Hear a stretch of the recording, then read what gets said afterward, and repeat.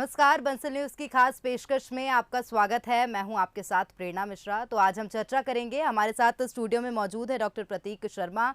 हम आज मिर्गी के बारे में इनसे चर्चा करेंगे। डॉक्टर, आपका बहुत स्वागत है बंसल न्यूज में। नमस्कार दर्शकों। तो अगर आपके भी इससे संबंधित कोई भी सवाल हो तो आप हमसे पूछ सकते हैं। हमारे नंबर लगातार टीवी स्क्रीन पर फ्लैश हो रहे हैं। तो आइए सीधा चलते हैं डॉक्टर के पास और डॉक्टर से संपर्क करते हैं। डॉक्टर, सबसे पहला सवाल तो मेरा यही है कि मिर्गी क्या है, दौरा कैसे पड़ता है? सबसे पहले मैं धन्यवाद देना चाहूँगा बंसल न्यूज़ का कि अंतर्राष्ट्रीय मिर्गी दिवस जो 8 फरवरी के आसपास होता है, उस उपलक्ष्य में उसी दिन बुलाया हमको और इस बारे में आज हम बात कर रहे हैं। एक मिर्गी, एपिलेप्सी, फेटाना या दौराना एक ऐसी बीमारी जिसके बारे में जानकारी अधिकतर लोगों को है, पर शायद कहीं वो अधूरी है, उसमें कुछ अभाव है, उसमें कुछ गलतियाँ हैं। मिर्गी या दौराना या फिटाना एक ऐसी अवस्था है जिसमें दिमाग के कुछ हिस्से में बिजली बनती है, जिससे वो पूरे ब्रेन में फैलती है। उसका लक्षण शरीर में किसी एक हाथ में, किसी एक पैर में या आधे शरीर में या पूरे शरीर में झटके लगना, अकड़न आना और वो उसके साथ मुँह से आँखें चढ़ जाना, फुसूकर आना होता है, जिसको हम लोग सीज़र आना कहते हैं। ये सबसे कॉमन प्रकार है। पर लेकिन कई बार सिर्फ आपके हाथ में सिर्फ अकड़न भी आ सकती है, सिर्फ झुनझुनी भी आ सकती है, वो भी प्रकार मिर्गी का प्रकार हो सकता है। तो मिर्गी एक तरह की ऐसी अवस्था है या बीमारी है जो सबसे कॉमन न्यूरोलॉजिकल बीमारी है, जिसमें आपको बार बार फिट आ सकते हैं और या फिट आने की आशंका होती है। इसके लिए आपको समय पर ट्रीटमेंट लेना होगा, जो शायद लंबे समय तक लेना पड़ सकता है। तो ये एक दौरे आने की बार बार बीमारी को हम मिर्गी या एपिलेप्सी कहते हैं। ठीक है डॉक्टर, जिस प्रकार से आप बता रहे हैं कि दौरे आने को बार बार हम मिर्गी या एपिलेप्सी कहते हैं, लेकिन अगर बात की जाए इसके प्रकार की, तो मिर्गी सीजर के कितने प्रकार होते हैं? देखिए, अगर फिट की बात करते हैं या दौरों की या सीजर की बात करते हैं तो 2-3 प्रकार के होते हैं। आमतौर पर जनरलाइज सीजर्स को कहते हैं, जिसमें हमारे शरीर में पूरे शरीर में अकड़न आती है, जो सबसे कॉमन नोन प्रकार है। पर क्लासिफिकेशन के हिसाब से, हमारी जान के हिसाब से वो कॉमन प्रकार नहीं है। उसकी अपेक्षा आधे, जिसको हम फोकल सीजर या पार्शियल सीजर कहते हैं, वो कॉमन प्रकार होता है। इसमें आपके किसी एक हाथ पैर में अकड़न आ सकती है, जो झुनझुनी हो सकती है, कई बार सिर्फ धुंधलापन हो सकता है, कई बार मरीज उसको केवल हम कह सकते हैं कि वो चक्कर से आ रहे हैं, कुछ अजीब सा लग रहा है, वो भी हो सकता है, जिसे कहते हैं फोकल सीजर। या और कई बार वो शरीर एक हाथ से चालू होकर पूरे शरीर में फैल सकता है, उसे कहते हैं फोकल पे जनरलाइज सीजर। और तीसरा प्रकार होता है इसमें कॉम्प्लेक्स पार्शियल सीजर।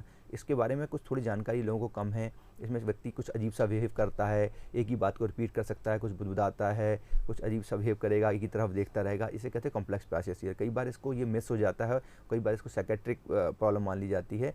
पर ये भी एक बड़ा ही ढीठ या difficult to treat kind of seizure है। तो ये कुछ खास प्रकार हैं। एक और प्रकार होता है जो बच्चों में काफ़ी कॉमनली देखा जाता है और बच्चों में ही खत्म हो जाता है, उसको कहते हैं एब्सेंट सीजर। उसमें व्यक्ति एक तरफ देखता रहेगा, एक ही चीज़ देखता रहेगा और कुछ वो अराउंड एक लेस देन मिनट ही हो रहता है, उसमें कुछ आँखें झपझपाता है। कई बार उसके साथ कुछ थोड़ा बहुत हाथों में मूवमेंट होगा या नहीं भी होगा। कई बार आप अप्रिशिएट भी नहीं कर पाएंगे कि उसको दौरा हुआ है, पर व्यक्ति को पता चल जाता है उस बच्चे को कि मैंने कुछ मिस कर दिया है। तो ये एब्सेंट सीजर होता है, ये बच्चों में काफ़ी देखा जाता है। इस तरह से कुछ कॉमन प्रकार हैं जो मिर्गी के या दौरे के देखे जा सकते हैं। बिल्कुल डॉक्टर, लेकिन अगर बात की जाए सीजर और एपिलेप्सी की, तो क्या ये एक ही है या अलग अलग बीमारी है?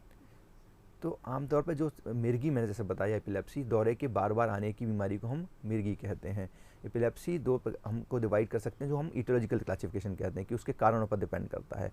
एक कहते हैं इडियोपैथिक जनरलाइज एपिलेप्सी, आमतौर पर जो सबसे कॉमन है, जिसके बारे में जानकारी लोगों को है और लोग इससे शायद थोड़ा भय खाते हैं या उसके बारे में टैबू है कि ये मिर्गी का इलाज नहीं होता, तो इसे इडियोपैथिक जनरलाइज एपिलेप्सी कहते हैं। आपके दिमाग में अचानक से बिजली बनती है, जो कभी भी हो सकती है, दिन में 2 बार भी हो जाए और साल में 2 बार हो या 2 साल में 1 बार हो।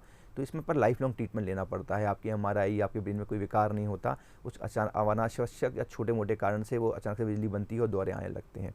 इसे कहते हैं इडियोपैथिक एपिलेप्सी। दूसरे प्रकार होते हैं जैसे हम सिम्प्टोमैटिक एपिलेप्सी कहते हैं, जहाँ ब्रेन में कोई कारण है, आपके ब्रेन में कोई ट्यूमर की गठान आ गई है या आपको स्ट्रोक हो गए या पैरालिसिस है या हेड इंजरी है या कुछ ब्रेन में एन्युरिज्मल है, कुछ गठान बन गई है या ब्लीडिंग हो गई है, या कई बार कुछ एक्वायर्ड इन्फेक्शन कारण होते हैं, जिसमें हिंदुस्तान में और भारत में इन्फेक्शन टीबी का बड़ा देखा जाता है और टीबी के कारण कुछ गठाने बन गई हैं, उसके कारण हो सकता है। या कुछ एक और कीड़े गठान है, जिसके जो भी एक बड़ी कॉमन बीमारी है, जिसे न्यूरोसिस्टिक सर्कोसिस कहते हैं। तो इसे सिम्प्टोमैटिक एपिलेप्सी कहते हैं। तो ये 2 कॉमन प्रकार होते हैं मिर्गी के। ठीक है, जिस प्रकार से आप बता रहे हैं 2 कॉमन प्रकार होते हैं मिर्गी के। अगर एपिलेप्सी की बात की जाए तो क्या ये कॉमन है? ये बहुत ही अगर बीमारियों में बात की जाए, जितनी भी न्यूरोलॉजिकल बीमारी की बात की जाती है, उनमें सबसे कॉमन बीमारी मानी जाती है जो मिर्गी है और जिसका काफ़ी लंबे समय तक इलाज है। अगर विश्व के तौर पर देखें तो करीब शायद 1.5 से 2 करोड़ लोगों को ये बीमारी होती है। उसके कुछ एक है, मतलब करीब 20 लाख के लोग, 20-25 लाख लोग ग्रसित, इस बीमारी ग्रसित भारत में पाए जाते हैं। और इसके साथ क्योंकि भारत में बहुत टैबू है, लोगों को लगता है कि ये बीमारी लाइलाज है। पहले तो ये माना जाता था कि शायद ये इसका इलाज संभव ही नहीं है, जो कि गलत है। पहले लोग इलाज भी नहीं लेते थे और इसको उसके तुल्य माना जाता कि पागलपन के, जो मिर्गी से ग्रसित है वो शायद पागलपन के तुल्य है, जो कुछ 1995 तक हिंदू विवाह अधिनियम के तहत बराबर माना जाता है। अगर एक व्यक्ति को पति पत्नी किसी एक को मिर्गी होती थी तो उसके लिए कई बार डाइवोर्स का कारण भी, तलाक का बिंदु बन जाता था। पर ऐसा नहीं है। मिर्गी जिस व्यक्ति को आती है वो सामान्य जीवन जी सकता है। कुछ बड़े ही लोग जिनको ये मिर्गी आती थी उनको उन्होंने नॉर्मल ज़िंदगी जी है, जो विश्व में काफ़ी नाम किया उन्होंने। तो मिर्गी आना एक बीमारी है जिसका कुछ इलाज संभव है। कुछ समय तक आपको दिक्कत हो सकती है, आप दवाई लेंगे तो 70% लोग अपनी नॉर्मल ज़िंदगी जी सकते हैं। कुछ 30% को भी कुछ दिक्कतें आती हैं कि शायद उनको एक से ज़्यादा दवाई की ज़रूरत पड़े या कुछ और चीज़ों की ज़रूरत पड़े, जिसमें सर्जरी भी इंक्लूड होती हैं या कुछ खास तरह की डाइट होती हैं। पर एक व्यक्ति जो मिर्गी से ग्रसित है वो नॉर्मल लाइफ जी सकता है। बिल्कुल डॉक्टर, और भी कई सवाल हैं वो जानेंगे आपसे। इससे पहले हमारे साथ एक कॉलर जुड़ गए हैं सीधी से, उनका नाम राजीव है। राजीव, आपका स्वागत है बंसल न्यूज़ में। जी नमस्ते मैडम। राजीव, आपके सवाल जो भी हो आप डॉक्टर से संपर्क कर सकते हैं। जी जी जी, हेलो। हाँ जी नमस्कार, बोलिए। हाँ डॉक्टर साहब नमस्कार। प्रॉब्लम क्या है, मेरा नौकर है डॉक्टर साहब जी। उसको हफ्ते में कभी कभी गैस आता है और साल बहुत मतलब वो तो लगता है गया इस टाइप से, बिल्कुल हाथ पैर बिल्कुल उसके उछलने लगते हैं। तो और रीवा में भी दिखा है, संजय गांधी में दिखा है, लेकिन कोई राहत नहीं हो रही उसको। मैं इनको यही सलाह देना चाहूँगा कि एक बार बंसल अस्पताल में आके मिलें। जिस तरह बता रहे हैं कि उनको हफ्ते में 2-3 बार उनके जो नौकर हैं उनको दौरे पड़ जाते हैं और दवाइयाँ जो दी गई शायद कुछ प्रॉपरली ट्रीट नहीं हो पाए हैं। मेरा ये कहना होगा कि एक बार आके हमें बंसल अस्पताल में दिखाएं, क्योंकि ऐसी दवाइयाँ अवेलेबल हैं जो जिससे दौरे पर कंट्रोल पाया जा सकता है। पहले शायद कुछ 2-3 दवाइयाँ थीं, 2000 की शुरुआत तक 5-6 दवाइयाँ थीं, अब तो काफ़ी दवाइयाँ हैं जिनसे हम आराम से सीजर पर कंट्रोल कर सकते हैं। जिनका थोड़ा कॉस्ट इफेक्टिव देखना पड़ता है कि मरीज़ की दवाइयाँ जो हैं उसको कितनी इफेक्टिव हैं और वो कितना उनको अफोर्ड कर सकता है। पर दवाइयाँ अवेलेबल हैं, इलाज संभव है। इनसे आगे यही सलाह होगी एक बार भोपाल में बंसल अस्पताल में आकर हमसे मिलें। बिल्कुल राजीव, तो एक बार आप डॉक्टर से संपर्क कर लेंगे तो शायद जो भी डॉक्टर आपको दवाई देना चाहते हैं या जो भी इसका उपचार होगा, डॉक्टर निश्चित तौर पर वो आपका कर पाएंगे उपचार। चलिए डॉक्टर, मैं आपसे संपर्क करना चाहूँगी, क्योंकि देखा जाए तो सीज़र और एपिलेप्सी जो है उसमें कई तरह की कई बार समस्याएं लोग फेस करते हैं। तो अगर बात की जाए कारण के इनके, तो क्या कारण होते हैं जो कि सीज़र और एपिलेप्सी जैसी बीमारी होती है?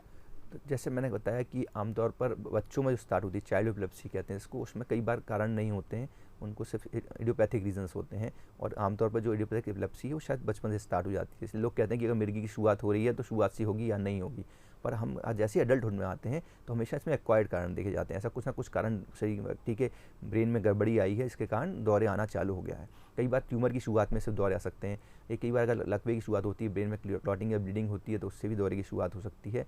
तो या कई बार मैंने बताया था ट्यूबी की गठानें होती हैं या कीड़े की गठानें होती हैं, उनसे दौरे की शुरुआत हो सकती है। कई बार एनुअल ब्लीड जो एक तरह की खास तरह की जानलेवा बीमारी है जिसमें नस फट जाती है और ब्रेन में ब्लीडिंग हो जाती है, उसमें भी कई बार सिर्फ सर दर्द और दौरे आ सकते हैं। कई बार कुछ और भी दिक्कतें होती हैं जिन्हें AVM कहते हैं, कुछ तरह के खास तरह की विकार बन के आते हैं, नसों के जो बचपन से बन के आते हैं, वो भी दौरों का कारण हो सकते हैं। तो अगर आपको दौरे आते हैं तो उनका कोई ना कोई कारण है। खासकर अगर आप एडल्ट हैं, 25 से 50 की उम्र के बीच में है, तो इसका ज़रूर कारण है। अगर आप BP शुगर से ग्रसित हैं और आपको दौरा आया है तो बहुत चांसेस है कि आपके ब्रेन में कोई ना कोई डैमेज हुआ है, जो ब्लीडिंग या क्लॉटिंग हो सकती है। हमारी ये सलाह होगी, अगर आपको ये एडल्टहुड में है और आपको इस तरह के दौरे आ रहे हैं और शुरुआत अचानक से हुई है जो पहले कभी नहीं आती थी। कई बार दौरों के बीच में बहुत गैप हो जाता है, कुछ 6 महीने का, 1-2 महीने का। पहले दौरे में लगता है कि शायद कुछ छोटे मोटे कारण से हुआ होगा, BP कम हो गया होगा या हम खाना नहीं खाया था, कुछ कारणों से हो जाते हैं। पर अगर आपको 1 से ज़्यादा बार दौरे पड़ते हैं तो आपको मानना चाहिए कि हमारे ब्रेन में कुछ गड़बड़ी हो चुकी है। और यही सलाह होगी कि आप तुरंत न्यूरोलॉजिस्ट से मिलें, उसके लिए प्रॉपर जाँचें करें और इलाज करें, क्योंकि एडल्ट में होने वाली जो एपिलेप्सी है उसके हमेशा कोई ना कोई कारण होगा और उसका इलाज भी संभव होगा। इसलिए तुरंत अपने आसपास के न्यूरोलॉजिस्ट से ज़रूर मिलें अगर आपको दौरे की शुरुआत हो गई है और आप एडल्ट में हैं। बिल्कुल डॉक्टर, हमारे साथ एक और कॉलर है, भावना नाम है उनका, भोपाल से, वो जुड़ गई हैं। भावना, आपके जो भी सवाल हैं आप डॉक्टर से संपर्क कर सकती हैं। हेलो जी जी, मैं भावना भोपाल से। सर मेरे को सर में दर्द और चक्कर आया था। हेलो। हाँ जी बताएं, अपना सवाल पूछें, पूरा पूछें। सर मेरे को नवंबर में मैं बाइक से गिर गई थी, तो मेरे को सर में हल्की सी इंजरी हुई थी। जी। उसके बाद मेरे को चक्कर आने लगे हैं, सोते में भी चक्कर आता है। उसके लिए मैंने दिखाया भी न्यूरोलॉजिस्ट को, और जो मेडिसिन मिली मेरे को तो वो मुझे बहुत हैवी लग रही थी, खाते नहीं बन पा रहा था। जी तो मैं दवाइयाँ खा नहीं पा रही हूँ। जी, जैसे इन्होंने बताया, एक और जो कारण था जो हम शायद मिस कर गए थे कि हेड इंजरी, सिर में चोट लगना भी एक बड़ा कारण है जिसके कारण मरीज को दौरे की शुरुआत हो सकती है। इनके मामले में तो दौरे नहीं है, पर वो जो चक्कर की बात कह रही हैं, पर फिर भी इनके को देखना होगा कि इनके सिर में जो चोट लगी थी उसका किस, इनकी जो समस्या है उससे कनेक्शन है, या कोई इनका सर दर्द और वो दोनों चीज़ें सिर में चोट लगी से कनेक्टेड हैं कि या कुछ अलग है। मेरी इनको यही सलाह होगी, एक बार आकर हमसे बंसल अस्पताल में मिलें, हम पूरे इन्वेस्टिगेट करके इनको प्रॉपरली ट्रीट करने में और जितने भी इनके लक्षण उनसे सारे मुक्त होने में मदद करेंगे। भावना, अगर आपकी कोई भी समस्या है तो आप डॉक्टर से एक बार कंसल्ट कर सकती है। बंसल हॉस्पिटल में भी जाके डॉक्टर जिस प्रकार से बता रहे हैं कि वो निश्चित तौर पर प्रयास करेंगे कि आपकी जो बीमारी है, आपकी जो समस्या है, इसका समाधान वो कर पाएँ। डॉक्टर, हमारे साथ छत्तीसगढ़ से एक कॉलर हैं महेंद्र, वो जुड़ गए हैं। महेंद्र, आपके जो भी सवाल हैं आप डॉक्टर से पूछ सकते हैं। जी जी जी महेंद्र, आप सवाल कर सकते हैं। जी हाँ, मैं नमस्कार सर। नमस्कार, अपना सवाल पूछिए। मैं महेंद्रगंज बोल रहा था, दिल्ली राज्य छत्तीसगढ़ से। जी जी सर, मेरे को घबराहट, थरथराहट और हाथ पैर में एकदम मतलब दिल की धड़कन एकदम तेज हो जाती है, मैं बात नहीं कर पाता किसी से ठीक से, और दिमाग मेरा हमेशा एकदम भरा भरा रहता है, मतलब खाली रहता है, हमेशा नेगेटिव पॉइंट सोच कर रखता हूँ। जी जी, सवाल पूछने के लिए धन्यवाद। जैसे उन्होंने बताया, इनको जो समस्या हो रही है वो मिर्गी से तो कनेक्टेड नहीं है या मिर्गी जैसी तो नहीं है, पर ये घबराहट या एंग्जाइटी से पीड़ित लग रहे हैं, उसके कारण को शायद पैनिक अटैक आते हैं, जिस कारण ये बोल नहीं पाते हैं। इनको यही सलाह होगी मेरी कि आप अपने आसपास के न्यूरोलॉजिस्ट या फिर साइकेट्रिस्ट से मिलें और इसके लिए प्रॉपर इलाज लें। ये मिर्गी जैसा नहीं, पर इसी से एक बीमारी होती है जिसको हम कई बार हम कहते हैं सूडो सीजर या साइकोजेनिक नॉन एपिलेप्टिक अटैक। मरीज बहुत ज़्यादा एंग्शियस हो जाता है, बहुत ज़्यादा बुरे भाव उसके मन में आते रहते हैं और कई बार वो अचानक से बेहोश हो जाता है या बेहोश जैसा हो जाता है, जवाब नहीं दे पाता। पैनिक अटैक या उसको सीडोसीज या कन्वर्जन डिसऑर्डर कहते हैं। तो ये भी एक दौरे जैसी चीज़ हैं, पर फिट नहीं है, प्योर मिर्गी नहीं है, पर लेकिन फिट जैसी हैं जो इसी तरह के मरीजों को कई बार हो जाती हैं। तो ये भी एक चीज़ होती है जिसके बारे में जानना जरूरी है। अगर आपको इस तरह का भी कुछ हो रहा है तो आसपास के न्यूरोलॉजिस्ट या साइकेट्रिस्ट से मिलें और इस चीज़ का इलाज लें, क्योंकि ये चीज़ें कई बार बढ़ जाती हैं। आपकी चीज़ों में रेस्ट्रिक्शन होती है, एक्टिविटी में आपने काम नहीं कर पाते हो, कहीं ना कहीं अपने आप को आप इन्फिनिटी कॉम्प्लेक्स में चले जाते हो। इसके लिए इलाज लें और बेहतर हों और बेहतर ज़िंदगी जिएँ। बिल्कुल महेंद्र, तो जिस प्रकार से डॉक्टर बता रहे हैं कि आप साइकेट्रिस्ट से या न्यूरोलॉजिस्ट से संपर्क कर सकते हैं और जो भी आपकी समस्या है आप एक बार उनसे संपर्क करें, उनसे एक बार सलाह लें। तो चलिए डॉक्टर, आपकी ओर रुख करूंगी, आपसे एक सवाल ये पूछेंगे। जिस प्रकार से आप बता रहे हैं एपिलेप्सी के बारे में, तो अगर एपिलेप्सी की बात की जाए तो क्या इसकी जाँच और उसे डायग्नोस किया जा सकता है, कैसे करेंगे उसे? जैसे बताया, एपिलेप्सी या फिट की डायग्नोसिस हमेशा क्लिनिकल होती है, पर कुछ टेस्ट भी किए जाने चाहिए जिससे जानना होगा कि आपके ब्रेन में कोई विकार तो नहीं आ गया जिसका कारण दौरे आ रहे हैं। जैसा पहले भी हमने बात की कि अगर आप एडल्ट हैं, वयस्क हैं, तो उसके कुछ ना कोई कारण होते हैं, और जितना आप ओल्ड एज में जाते हैं तब भी उसके कुछ कारण होते हैं। पर जब भी किसी व्यक्ति को दौरा आता है तो उसकी कुछ जांचें की जानी चाहिए, जिनमें एक MRI बड़ी इंपॉर्टेंट जांच होती है, वो की जाए, जो बंसल अस्पताल में अवेलेबल है, और टेस्ला MRI जो सबसे बेस्ट MRI मानी जाती है मिर्गी के मामले में। तो उसके साथ एक जांच होती है जिसे कहते हैं हम इलेक्ट्रोएन्सेफेलोग्राम, EEG की जाती है। उससे ही पता चलता है ब्रेन में कुछ बिजली बन रही है, उसको हम पकड़ पाते हैं, कुछ खास हिस्से से आ रही है तो हम उसको इसका क्लासीफाई करके बेहतर इलाज कर सकते हैं। पर कुछ ब्लड टेस्ट भी किए जा सकते हैं जिसके कारण हो सकता है कि आपके ब्रेन में कोई क्लॉटिंग हुई हो और उसके कारण उसका कोई कारण आपके शरीर में हो, BP हो, शुगर हो या लिपिड की गड़बड़ियाँ हों। तो कुछ ब्लड टेस्ट, EEG, MRI, पर डायग्नोसिस हमेशा क्लिनिकल होगी। डॉक्टर को मिलें, न्यूरोलॉजिस्ट से मिलें, जब भी आपको दौरा आता है मेरी बार बार सलाह होगी एक बार न्यूरोलॉजिस्ट से ज़रूर सलाह लें और उसका प्रॉपर इलाज किया सके, उसका कारण जाना सके और आपकी बीमारी को जल्दी से जल्दी कंट्रोल करके आप नॉर्मल लाइफ जी सकें, ये कोशिश रहनी चाहिए। बिल्कुल डॉक्टर, हमारे साथ एक कॉलर हैं VD शर्मा, भोपाल से, वो जुड़ गए हैं। शर्मा जी, आपके जो भी सवाल हैं आप डॉक्टर से पूछ सकते हैं। हाँ जी सर। जी नमस्कार, बोलिए। हाँ शर्मा जी बताएं। नमस्कार। वो मेरी लड़की के दाहिने पैर में नस फड़कती है जी। अच्छा, उसके साथ कमर में दर्द वगैरह कुछ होता है उनको कि सिर्फ नस फड़कती है? कमर में दर्द होता है, दर्द कमर में दर्द है, ऊपर की तरफ जाता है। जी जी जी, जैसा इनका जो सवाल है, इन्होंने जो बोला है शायद इनकी कमर की नसों में दबाव है बिटिया की इनकी, और उसी कारण उनके पैर में दर्द होता है, खिंचाव वाला दर्द होता है, नस फड़कना कहते हैं इसको। हम कई कॉमनली तौर पर सियाटिका के नाम से जानते हैं, पर ये रेडिकुलोपैथी कहलाता है हमारी भाषा में। इनको यही सलाह होगी एक बार अपने आसपास के न्यूरोलॉजिस्ट से मिलें, उसके लिए प्रॉपर MRI करें, अगर नस में वह दबाव है दवाइयाँ दी जाएंगी, प्रॉपर बेड रेस्ट और मॉडिफिकेशन ऑफ एक्टिविटी करके ये नॉर्मल लाइफ जी सकते हैं। पर इनको यही सलाह होगी एक बार बंसल अस्पताल में आके हम सब मिलें एक बार, तो हम बेहतर इलाज दे पाएंगे। निश्चित तौर पर बेहतर इलाज के लिए आपको डॉक्टर से तो संपर्क करना ही पड़ेगा शर्मा जी। डॉक्टर प्रतीक, आपकी ओर रुख करूंगी। वुमेन विद एपिलेप्सी क्या है ये समझना चाहेंगे आपसे, क्या ये आम एपिलेप्सी है या उससे अलग है? ह्यूमन ब्रेन एपिलेप्सी एक नॉर्मल एपिलेप्सी है बस, पर उसको इलाज के बारे में इसलिए बात की जा रही है अलग, क्योंकि जो चाइल्ड बियरिंग एज की महिलाएं होती हैं उनके इलाज में कुछ चीज़ें थोड़ी ध्यान देने वाली होती हैं, क्योंकि अगर उनकी शादी होती है, बच्चे होते हैं, उनको चाइल्ड बियरिंग एज में हैं, तो हमको उनको दवाइयों का चयन ऐसा करना चाहिए जो शुरुआत से जब बीमारी हो कि उनकी लाइफ में कोई रुकावट ना आए, उनकी अगर उनकी जो मेंस्ट्रुअल साइकिल उस पर कोई इफेक्ट ना हो, उनके वेट गेन ना करें, कुछ उनके दवाइयों के ऐसे साइड इफेक्ट ना हो जो उनको नुकसान पहुंचा सकते हैं और जो शायद एक मेल के लिए उतने अफेक्टेड नहीं होंगे। तो वीमेन विद एपिलेप्सी में उन चीज़ों को ध्यान देना है कि उनकी आगे लाइफ में कोई रुकावट ना हो, वो बेहतर ज़िंदगी जी सकें, सही दवाइयों का चयन हो, टेस्ट का चयन हो, और उनको एक्सप्लेन किया जाए कि ये चीज़ें ऐसे ऐसे चलेंगी आपकी लाइफ में, अगर ये व्यवधान आता है तो हम यहाँ पर ये एक्शन लेंगे। तो शुरुआत से न्यूरोलॉजिस्ट से मिलें अगर आप एक चाइल्ड बियरिंग एज में हैं और आपके उम्र की शुरुआत हो गई है, क्योंकि डॉक्टर उसको एक बार आपको पूरा कंस्ट्रक्ट करके एक ट्रीटमेंट अप्रोच देंगे और आगे उसमें कुछ जो चेंजेस आ सकते हैं वो उनके बारे में बताएंगे। क्योंकि कुछ खास बीमारियां होती हैं जो टीनेजर में स्टार्ट होती हैं, फीमेल्स में हो और उनको ज़िंदगी भर चलती हैं।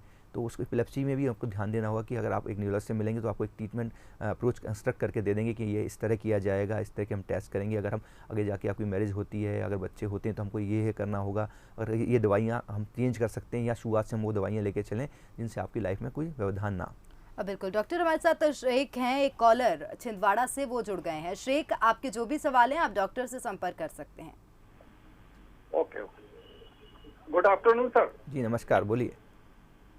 हाँ सर, मेरे को पेरिफेरल न्यूरोपैथी है जी जी, और बार बार पंजे सूज जाते हैं, जिसके लिए मुझे एस्ट्राइड। Good afternoon. जी जी बताएं। हेलो। हाँ जी बताएं। हाँ, तो बार बार पंजे सूज जाते हैं, तो उसके लिए मैं एस्ट्राइड लेता हूँ कभी कभी जी, तो उससे सूजन उतर जाती है, बाकी तकलीफ बनी रहती है सर। नहीं तो हम आपसे यही पूछना चाहेंगे कि आपकी पेरिफेरल न्यूरोपैथी है तो इसकी क्या एटियोलॉजिकल डायग्नोसिस बन पाई है? क्योंकि आमतौर पे अगर पेरिफेरल न्यूरोपैथी है जो सबसे कॉमन प्रकार होते हैं वो डायबिटीज़ होती है, और जिस तरह आपके नाम स्टेरॉइड ले रहे हैं आप डायबिटिक तो बिल्कुल भी नहीं है। हम ये कहेंगे एक बार आके आप हमसे बंस अस्पताल में मिलें। इस तरह का सेल्फ मेडिकेशन स्पेशली स्टेरॉइड का करना तो ठीक नहीं होगा, क्योंकि आपका अगर आपकी बीमारी का एस्टेब्लिश ही नहीं हुई है, डायग्नोसिस क्या है, आप कौन सी बीमारी से पीड़ित हैं, उसके क्या कारण है, स्टेरॉइड उनके लिए कामगार दवाई हैं, अगर आप उनसे उनकी दवाइयाँ कामगार हैं तो उनको लॉन्ग टर्म कैसे ट्रीटमेंट लेना है, या हमको स्टेरॉइड स्पेरिंग मेडिकेशन पर डालना है, या कोई आप इस तरह की बीमारी है वैस्कुलाइटिस से पीड़ित हैं उनसे, तो उन कारणों को जानना बड़ा जरूरी है। इस तरह सेल्फ मेडिकेशन करने से एंड रिजल्ट ये होगा कि शायद हम डायग्नोसिस ब्लर हो जाएगी, हमको पता ही नहीं होगा कि बीमारी स्टार्ट में क्या थी। तो हम आपको यही सलाह देंगे एक बार आकर बंस अस्पताल में हमसे मिलें, इसकी प्रॉपर डायग्नोसिस करें, क्योंकि पेरिफेरल न्यूरोपैथी के साथ दिक्कत ये है कि इसकी थोड़ी सी बीमारी उतनी कॉमन नहीं है, इसके बारे में जानकारी लोगों को होती नहीं है। जो थोड़ी बहुत होती है हर कोई ये मानता है कि शायद शुगर के कारण है या सिर्फ विटामिन की डेफिशिएंसी के कारण है, पर वो शायद कुछ परसेंटेज में रिस्पॉन्सिबल होते हैं। पर जिस तरह की बीमारी ये बता रहे हैं उससे लगता है इनको कोई लॉन्ग टर्म बीमारी न्यूरोपैथी है, इसके बारे में इनको जानना अभी तक नहीं गया है, इनकी डायग्नोसिस नहीं बनी है। मैं इनको यही सलाह दूंगा कि एक बार आकर न्यूरोलॉजिस्ट से मिलें, बंस अस्पताल में हमसे आकर मिलें, हम उनकी प्रॉपर डायग्नोसिस करेंगे, लॉन्ग टर्म ट्रीटमेंट जो होगा वो डिसाइड करेंगे और उनको बेहतर ज़िंदगी जीने में मदद करेंगे। बिल्कुल, तो एक बार आप डॉक्टर से संपर्क करिए तो शायद जो भी समस्या है डॉक्टर उसको अच्छी तरह से समझ पाएंगे और उसका इलाज बेहतर कर पाएंगे। डॉक्टर, आपकी ओर रुख करना चाहूँगी, आपसे एक बात समझना चाहेंगे, जैसा कि हम चर्चा कर रहे हैं एपिलेप्सी और सीजर की, तो क्या इससे असमय मृत्यु भी हो सकती है? जैसा हमने बताया आमतौर पे दौरा 1 से 1.5 मिनट का होता है और वो उसमें जानलेवा नहीं होता, पर अगर ये दौरा 5 मिनट का चल जाए या 20 मिनट का चल जाए उसे हम कहते हैं स्टेटस एपिलेप्टिकस, उसमें आपके व्यक्ति की जान जा सकती है, 30 से 40% हो सकती है। अगर 1 घंटे अगर ये दौरा चल जाए तो वो करीब 70% जानलेवा हो सकती है। तो अगर आपको दौरे आते हैं तो आपको कहीं ना कहीं आप रिस्क में है कि आप स्टेटस एपिलेप्टिकस में जा सकते हैं, तो इसलिए दौरे को कभी नज़रअंदाज ना करें। अगर दवाइयाँ चालू हैं तो उनको भी उन्हें मिस ना करें, क्योंकि स्टेटस का सबसे प्रमुख कारण आमतौर पर ये देखा गया कि जो मरीज दवाइयों पर थे उन्होंने दवाइयाँ छोड़ दी थी। तो अगर आप सुपर रिफ्रैक्टरी या रिफ्रैक्टरी स्टेटस में चलेंगे तो जानलेवा 70% हो सकती है। तो हम यही कहेंगे अगर आपको बीमारी है तो दवाइयाँ लेते रहें। और एक और चीज़ होती है जिसको कहते हैं हम SUDEP, sudden unexplained death in epilepsy patient. कई बार ऐसा होता है कि कुछ बिना कोई कारण के भी डेथ हो सकती है। तो अगर आपको मिर्गी की बीमारी है और अगर आपको दवाइयाँ लेते हैं और आपने दवाइयाँ छोड़ दी हैं तो ये सब रिस्क बढ़ जाती हैं। अगर आपको बीमारी से पीड़ित हैं तो अपने न्यूरोलॉजिस्ट से कांटेक्ट में रहें, उनसे मिलते रहें, भले लंबे समय तक मिलते रहें। अगर बार बार मिलना पॉसिबल ना हो, 1, 2, 3 महीने में जैसा भी आपको उपयुक्त लगे, और मिलते रहें। दवाइयाँ अपने मन से ना चालू या बंद करें या डोज उनके कम करें, क्योंकि कई बार ये आपकी जानलेवा रिस्क में साबित हो सकती है आपके लिए। बिल्कुल, तो जानलेवा भी हो सकती है मिर्गी, सीजर एपिलेप्सी जिसकी हम बात कर रहे हैं। तो निश्चित तौर पर अगर इस प्रकार की किसी को बीमारी है तो वो सबसे पहले तो दवाई समय पर लें और दवाई को बीच में ना छोड़ें जब तक डॉक्टर सलाह ना दें। डॉक्टर, आपसे एक बात समझना चाहूँगी, जिस प्रकार से आपने बताया था पहले कि शादियाँ कई बार टूट जाती हैं विमेन विद एपिलेप्सी, जिसको अभी हमने आपसे समझा, तो क्या ऐसा होता है कि जो मिर्गी की जो बीमारी है वो जेनेटिक होती है? कुछ एपिलेप्सी सिंड्रोम होते हैं जिनमें जेनेटिक कंट्रीब्यूशन है, पर लेकिन आमतौर पर जो मिर्गी की बीमारी वो जेनेटिक नहीं होगी। ऐसा ज़रूरी नहीं है कि अगर माँ को है तो बच्चे में आएगी, क्योंकि शायद पहले ये मिसनॉम लोगों को गलत मिथ थी, ये फैक्ट नहीं है कि माँ को होगी तो बच्चे में आएगी, क्योंकि जेनेटिक नहीं होती है। कुछ परसेंटेज केस में ही मानी जाती है जो बहुत ही नॉमिनल परसेंटेज है, तो ये जेनेटिक नहीं होती। इसलिए हम कहते हैं कि अगर मिर्गी है तो आप उसके बारे में प्रॉपर जानें। कई बार आप उसमें अवेयरनेस ग्रुप भी हैं, पेशेंट जो अफेक्टेड उनसे बात करें, डॉक्टर से बात करें। अगर आपको लगता है कि कुछ चीज़ों में दिक्कत आ रही है, अगर किसी व्यक्ति की शादी होनी है और वो उसके सामने वाला को समझ नहीं पा रहा है तो अपने डॉक्टर से बात करवा दें, क्योंकि हम ऐसे एक्सप्लेन कर पाएंगे कि ऐसी कोई समस्या नहीं है। आजकल की ऐसी दवाइयाँ भी अवेलेबल हैं जिनसे व्यक्ति नॉर्मल जीवन जी सकता है। एक लेडी है, अगर उसकी शादी होनी है, बच्चे होने हैं, तो ऐसी दवाइयाँ हैं जिनके साथ वो नॉर्मल लाइफ जी सकती है। और ऐसा बिल्कुल नहीं है कि अगर लेडी को है तो वो बच्चे में भी आएगी। तो ये जेनेटिक बीमारी हो सकती है, पर बहुत कम परसेंटेज केस में अगर आपको मिर्गी है आप नॉर्मल लाइफ जी सकते हैं, नॉर्मल एक मैरिड लाइफ जी सकते हैं और आपकी नॉर्मल फैमिली हो सकती है। बिल्कुल डॉक्टर, हमारे साथ एक कॉलर हैं सौरभ इंदौर से, वो जुड़ गए हैं। सौरभ, आपके जो भी सवाल हैं आप डॉक्टर से पूछ सकते हैं। जी सर। जी पूछिए, अपना सवाल पूछिए। नमस्कार। हेलो। हाँ जी बोलिए। सर मेरे एक बड़े पापा है जिनकी एज 60 के ऊपर है सर, उनको अटैक जो आता है एपिलेप्सी का मॉर्निंग में आता है। अच्छा, जैसे इन्हें एक बड़ा अच्छा सवाल पूछा है। ये भी खास बात होती है कि कुछ खास मिर्गी के प्रकार होते हैं जो रात में सोते हुए आते हैं या अर्ली मॉर्निंग आते हैं, पर ये इसमें यूजुअली कारण होता है जो स्लीप डिप्राइवेशन, नींद की कमी होना होता है। तो ये कुछ ट्रिगर्स होते हैं, इनके बारे में हम बात करना चाहेंगे, क्योंकि ये ट्रिगर्स होते हैं। अगर आप दवाइयाँ छोड़ दें, अगर आप देर रात जागें, आप अगर कोई नशा करते हैं, व्यसन करते हैं, तो उससे भी आपको दौरे आ सकते हैं। इनके मामले में जो देखा गया कि अर्ली मॉर्निंग आते हैं, यानी अगर इनको दौरे आ रहे हैं तो इनको दवाइयों का डोज बढ़ाना होगा। ये दवाइयाँ अगर कुछ ले रहे हैं उनका डोज एडजस्टमेंट करना होगा, क्योंकि शायद जैसी स्लीप डिप्राइवेशन होता है इनको दौरे आते हैं। तो दवाई का डोज बढ़ाएं, डोज एडजस्ट करें, कुछ नई दवाइयाँ ऐड करें। और फिर भी यही कहेंगे कि अगर आपको लगता है स्लीप डिप्राइवेशन से दौरे आ रहे हैं तो आप नींद पूरी लें। नॉर्मल व्यक्ति में अगर 6 से 8 घंटे में नींद अच्छी होती है, पर कई बार किसी व्यक्ति को जिसको मिर्गी आती है उसको 8 से 10 घंटे की नींद पूरी होनी जरूरी होती है। तो अगर ऐसा है कि आपको नींद पूरी ना होने से दौरे आते हैं तो आप नींद पूरी लें, एक्स्ट्रा लें अगर ज़रूरत पड़ती है। नींद को बीच में ना तोड़ें। कई बार ऐसा देखा गया कि दिन में भी सोते हैं और अगर नींद आधी नींद में उठ जाते हैं दौरे आ जाते हैं। तो ये चीज़ ट्रिगर्स को अवॉइड करें, क्योंकि ये बड़ी इंपॉर्टेंट चीज़ है। तो अपनी बीमारी को समझें, उसके बारे में बात करें, अपने जो ट्रीटिंग न्यूरोलॉजिस्ट हैं उनसे बात करें और अपने ट्रिगर्स को अवॉइड करके नॉर्मल लाइफ जिएं। बिल्कुल सौरभ, तो सबसे बड़ी बात तो ये है कि अगर इस प्रकार की कोई समस्या आप उससे जूझ रहे हैं तो नींद पूरी लें, जिस प्रकार से डॉक्टर हमें बता रहे हैं। बहुत धन्यवाद डॉक्टर हमारे साथ जुड़ने के लिए, जो भी पेशेंट्स थे उनको जानकारी देने के लिए। धन्यवाद। और इसी के साथ हमारी खास पेशकश में फिलहाल इतना ही। कल फिर हाजिर होंगे एक नई स्वास्थ्य संबंधी समस्या को लेकर, साथ ही बताएंगे उसके उपाय। तब तक के लिए दीजिए इजाजत।